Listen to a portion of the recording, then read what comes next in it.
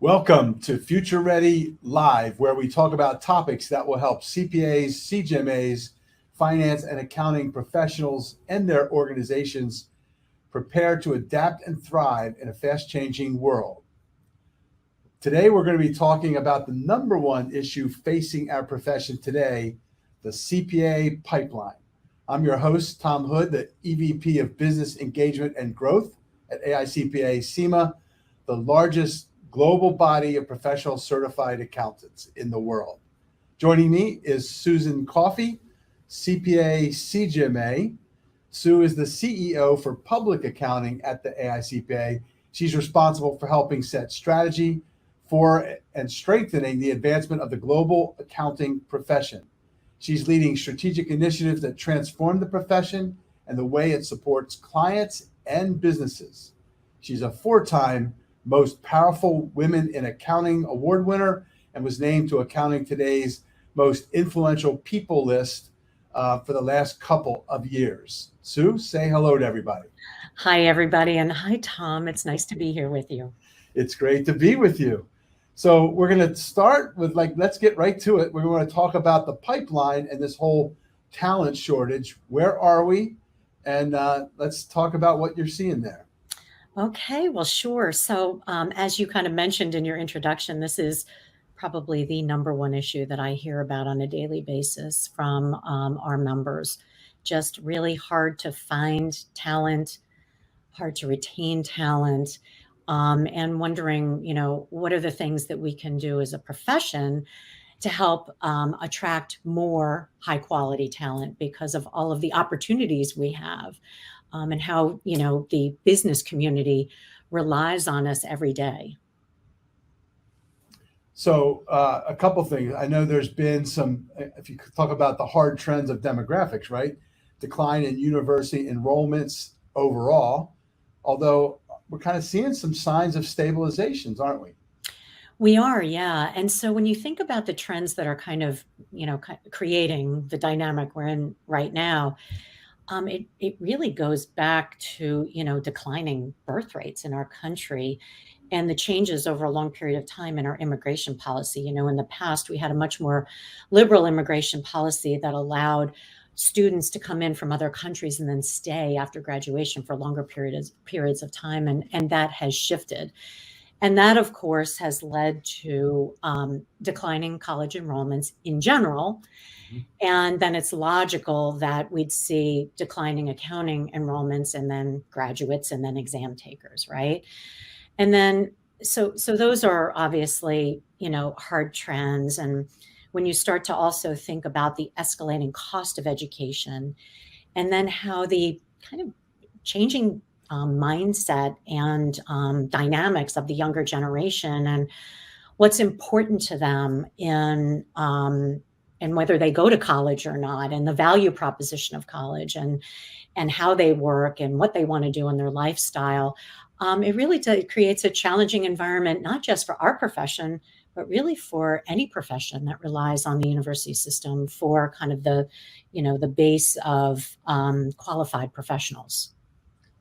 And then I think we've also got competition from other majors, right? Data science and finance. We've been in a multiple year bull market up until recently. And so lots of students going, should I go finance or accounting?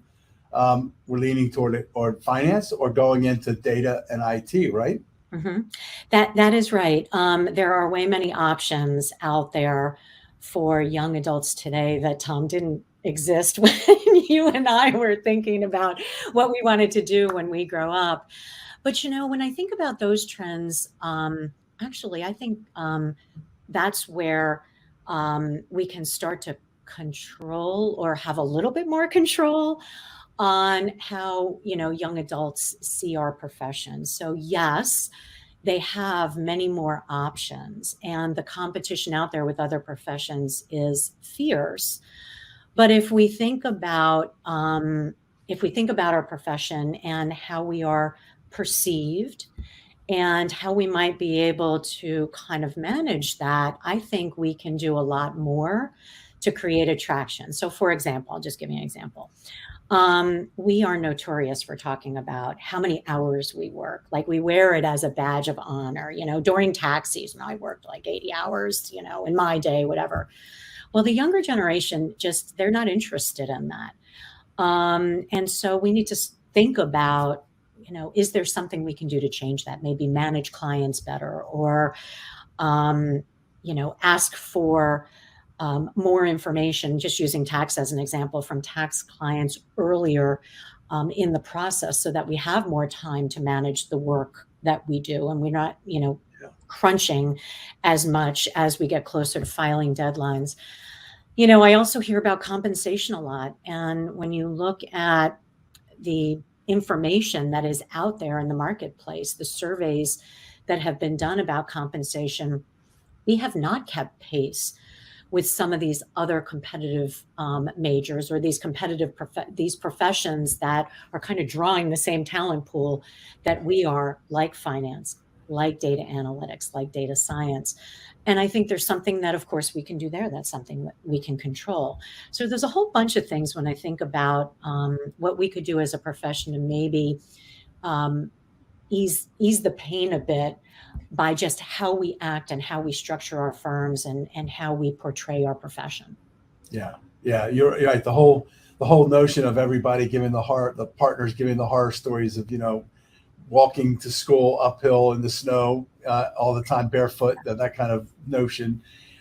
It's about an exciting career, and I think add one more piece to this, because I know the students are starting to ask about it. This impact of AI, the whole Chat GPT phenomena. Will AI gobble up all the accounting jobs? Yeah, so I love that you asked me the question about technology, because I think technology is a big part of our solution.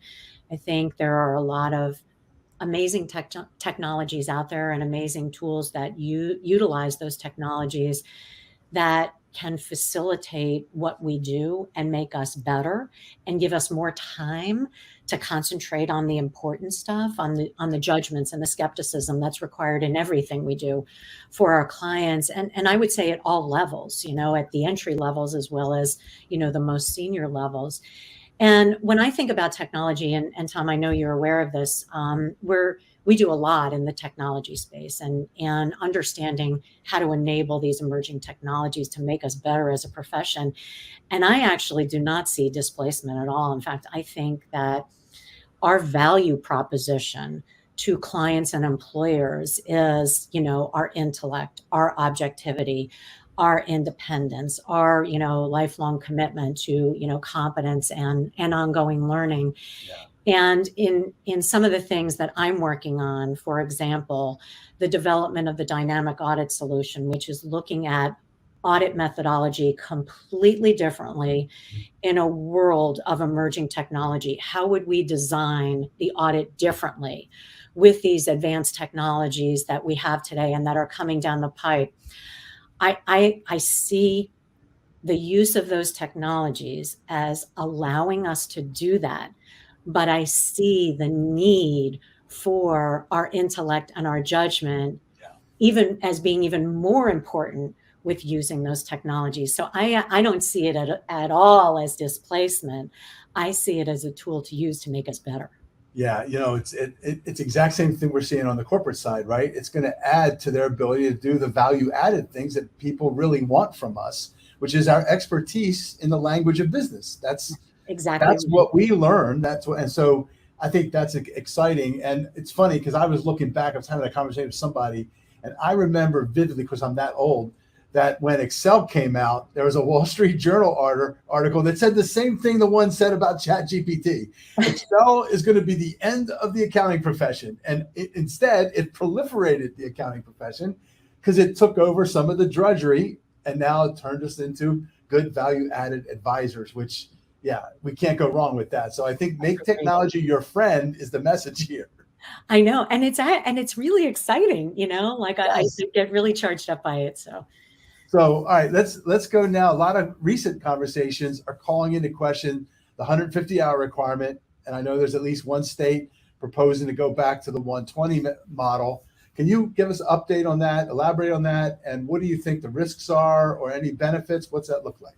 Yeah, sure. And I guess I'd start by just saying that I think the 150 hours is given more kind of criticism than it deserves, Yeah. considering the information that's out there, the surveys that exist, and some qualitative and obviously surveys are quantitative, but qualitative and quantitative information that's out there about what the younger generation is actually saying about it specifically, but just more generally about why they're not selecting our profession as a career choice.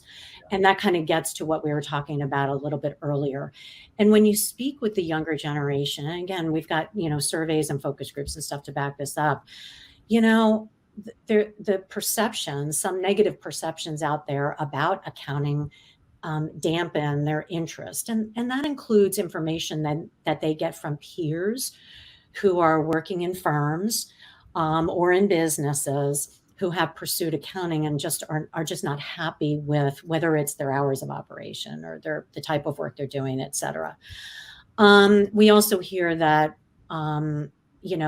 the introduction courses to accounting in universities confirm certain stereotypes. And so I think there's work that we can do there with the educational community. Accounting is seen as specialized and niche, which is really interesting to me because when I think about the depth and breadth of the work that we do as a profession, when I hear those words, that is definitely a perception and a stereotype that I think we can change. But I will say that cost of education is in there too. It is not the highest ranked, and that gets to the 150 hours. And there are some things we can do about that to make entry into our profession more affordable. And then, of course, starting salaries and long hours and things like that. And really, when you look at surveys of students, the 150 doesn't even really get into like the top 5 or 6. I think it's like 7 or 8, but it is a hurdle, right? And education is a hurdle. The exam is a hurdle. And those are important qualifications to entry. I would say that as it relates to Minnesota is the state that has suggested that, we should reduce, to be fair, not reduce our education requirement, but add a pathway that allows for less education and more experience. I will say that I don't necessarily agree with what they're doing, but I do agree with them that we need solutions to increase our pipeline. And I disagree with them because there are risks associated with the change in education requirements. And the biggest risk, which I'm not sure has been quite particularly well articulated, is the risk to CPA practice mobility on a national level. Yeah. And, that is really important. We worked, as you know, Tom, you were CEO of the Maryland Association when we were working through that. And that as a profession, that took us well over 10 years to get implemented in all of the states. And it allows all of us as CPAs to practice freely among all of the other states without having to notify the other state, without having to get another license if I'm serving a client in that state, without any added fees. And once you start to change the dynamic of our education requirement, it basically breaks the ability to have mobility. Yeah. And I'm not sure that we really want to go in that direction as a profession. Yeah. I mean, so to your point, and I talk to a lot of folks who ask that question all the time. I was around, this is how old I am. I was around when we enacted mobility in Maryland. And so I know that backstory. I wasn't even the CEO then. I was a volunteer on the legislative committee, and we put that bill in. And, there's a couple things about that I think are significant because that is enacted in the statutes of every state. And I think this is a dynamic. It's not like the AICPA or a state society or all of us could just change it and get back to a 120 model. It's a state by state legislative initiative. And then we also have the dynamic of the anti-licensing people who are trying to eliminate licensure in all kinds of professions, including CPAs. So this would just give them food for that kind of initiative. Yeah, that totally right, Tom. And yeah, for those of us who have been involved in amending state laws, it's incredibly risky. And I mean, you can just read, national media when a law is opened. We all talk about like what ornament is going to be hung from that Christmas tree, and it's the same at the state level, candidly. And things can get in, and things can be taken out. To your point about licensure, that are really important to the profession and to protecting the public interest. It's funny. So I am of the age where I had multiple licenses many years ago. And I, of course, talking to, some of our colleagues on our board and in other venues and just asking the question like, at its worst, how many licenses did you have to have because you had clients who were based in other states and we didn't have mobility? And one of them said 8. The other said 12. And I said, all right, and what did that mean? And particularly the one that said 12 was like, well, I had to manage, obviously, 12 different filing deadlines.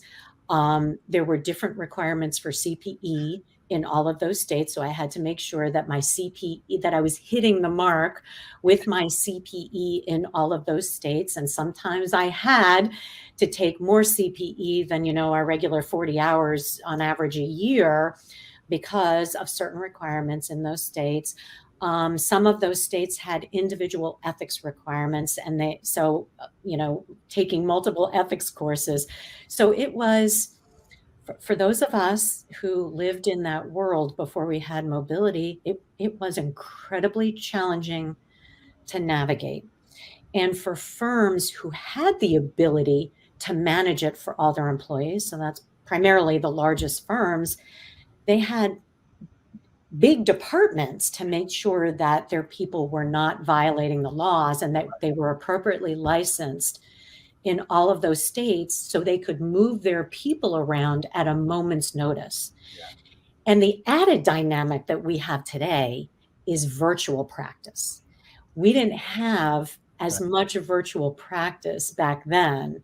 Now it's commonplace. So even a very small firm located in a state may have clients in every state because they're servicing them virtually. Yep. So it's a challenge. And that's why we're saying but the other part, I don't know that most know, I think we were the most mobile profession among all professions.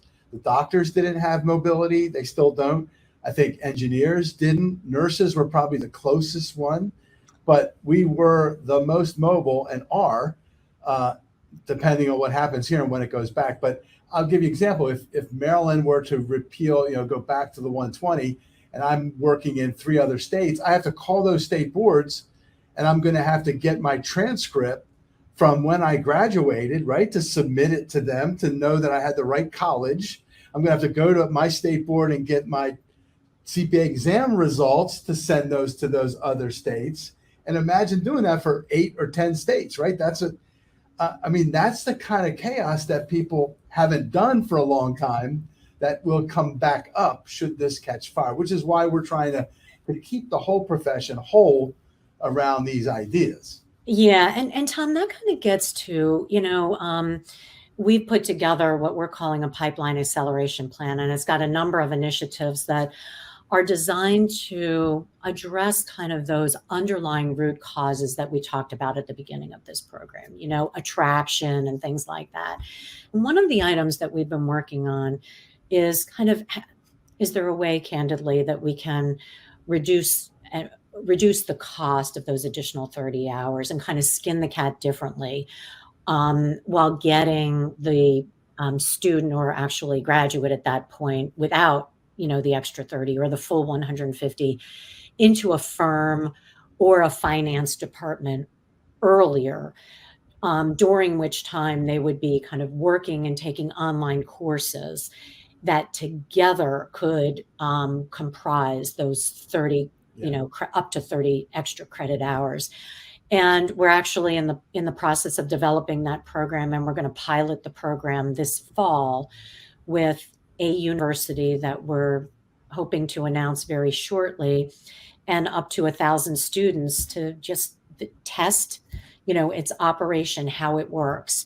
And so we're really excited to that, because that is a solution to avoiding opening up 50 state, laws, to amend them, Right. in that way that we just talked about. And I know we're working with you to apply some of the CGMA apprenticeship ideas to some of that as well, especially in the corporate arena, but potentially for firms is another alternative. So you're working, there's a whole bunch of ideas that are coming up. One that caught me that I thought was really cool is extending the deadline before the parts elapse, right? Because right now, what's it, 18 months, and they start to lose parts? Right. And yeah, Tom, it's the time that you get in order to pass all 4 parts of the CPA Right. exam. And the clock starts ticking after you take your first part. And then you have 18 months. And, life happens, right? People are busy at work. And so we've been working with the National Association of State Boards of Accountancy, which represents the state boards, the state licensing agencies, to extend that permanently. And they now have an exposure draft for public comment out on the street to increase that 18-month period to 24 months. And I know a lot of individual CPAs and state CPA societies and state boards of accountancy are actually commenting on that. And it'll be interesting to see what those comments look like, and how NASBO will address them in some type of final policy. But yeah, we are very supportive of extending that in a more permanent way to 24 months or beyond.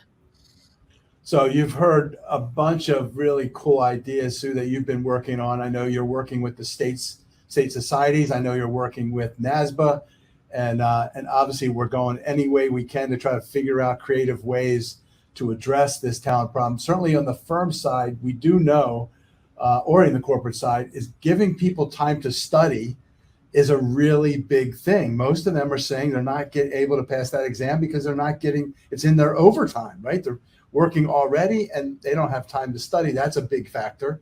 Other ways the firm can support folks in the notion of taking that exam.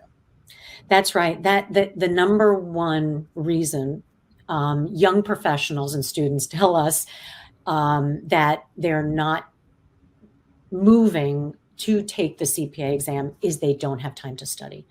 So firms and finance departments, giving your young professionals time to study.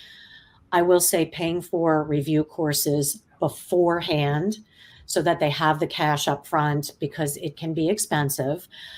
Paying for the exam itself beforehand, I think, is important. And then, of course, a lot of firms give bonuses for passage. It's all creating kind of that nurturing environment with all within the firms and the finance departments, that becoming a CPA is important. Yeah. And we want you to do it. Yeah. I think there's an opportunity for us to refresh on that, because I think we've lost some of that.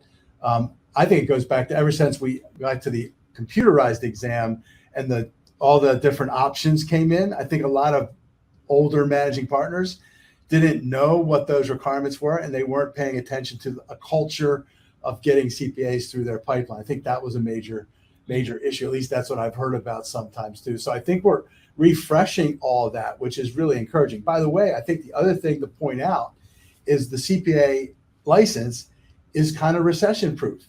So when you're starting to look at, the risks of recession and this inflationary environment we're in, having a CPA license, you won't be without a job pretty daggone sure, right? Versus just having an accounting degree or even those other degrees. So I think that you see the tech companies laying off. You're not seeing that so much in the firm space. So CPA license, big advantage in a recessionary environment. Yeah, Tom, and I'm glad you brought up, we see the layoffs in tech, we see the layoffs in finance, and candidly, that's a huge opportunity for our profession, because those are people that are really important to whether we're in public accounting firms and, we need them to support services as well as in finance departments, because we are turning into a technology profession. And to that point, I would just remind you and others that we are going to see a change in the CPA exam starting in January of 2024. And this started a few years ago when we actually first started to see the decline in accounting graduates. And we started to see a similar decline in accounting hires. And when we talked to finance professionals and firms about why we were seeing that decline in hires, it was because the CPAs that were coming out of the pipeline didn't necessarily have all of the skills that they needed in order to support the businesses or the client base of the firms. And so we started looking at, okay, what can we do in order to attract more individuals that are, for example, more technology minded? And how do we drive a different type of education within the university system and put the exclamation point on with the CPA exam? And so we've got a new exam coming out that will have still 4 parts, but 3 of them we're calling core, and it'll be foundational. And I want to emphasize foundational: accounting, auditing, and tax, with a lot more technology woven in between. And then the CPA candidate selects one of 3 disciplines to show deeper knowledge in. And one is around tax and financial planning. A second is around business advisory and reporting. And then the third is around information systems and controls. And so the individual who is, maybe a technology major and a business minor or a double major sees a path for themselves and says, okay, I don't need to learn very deeply pension accounting or estate taxes. I can focus on that area that's really of interest to me, and I'll test on the systems, and I'll test on cybersecurity and risk management. And then the person who's interested in tax doesn't need to know all of that technology detail. They need to know it at a foundational level, but not that level of detail. And we think that will absolutely widen the funnel at the interest level and attraction level, and then be more accessible and doable once you get to the point of, I want to be the CPA and I want to sit for the CPA exam. Nice. And that comes online January 2024? Yep, January 2024. Which is coming faster than any of us think, right? So it is. It's been a long time in the making.